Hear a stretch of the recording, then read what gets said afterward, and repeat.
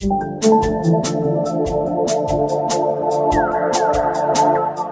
Rocky Biasi here with an accidental counselling news update.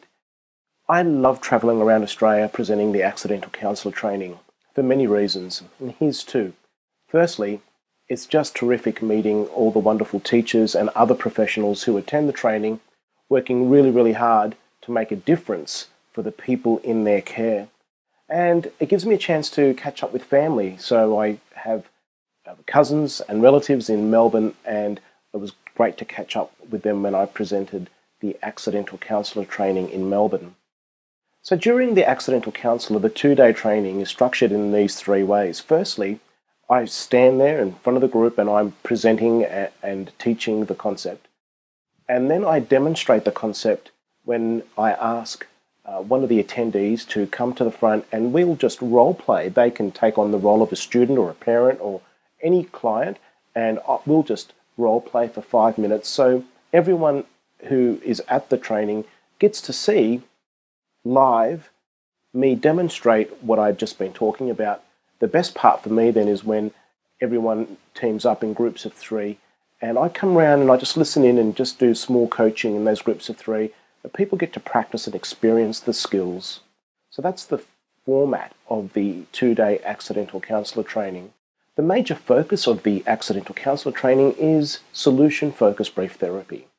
And solution-focused brief therapy has a focus on the client's strengths rather than weaknesses. Here we look for possibilities.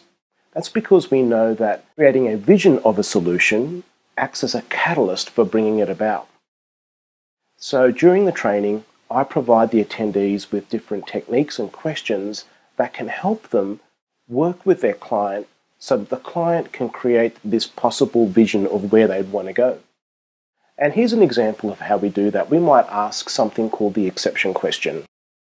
The exception question gives hints towards a possible solution.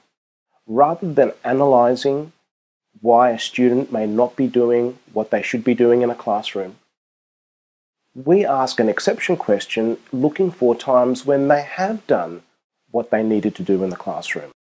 So as an example, a student might come and say, I'm always being picked on by the teacher, I'm being kicked out of class and it's unfair, and the student can go on with their complaining and blaming.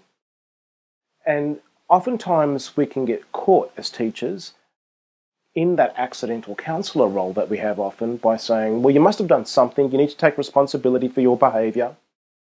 What's much better is to say to them, tell me about a time when you did go to that class and it worked really well for you. Tell me a time when you went to that class and it was lots better than what you're telling me about right now. What did you do on that day? What happened next?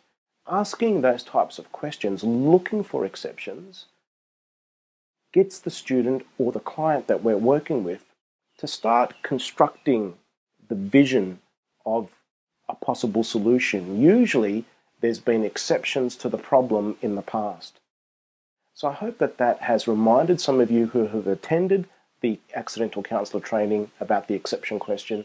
And for those of you who were looking to come, you can find out more at www.accidentalcounsellor.com, more about the dates and towns of where we may be visiting and presenting the accidental counsellor in 2013. Thank you.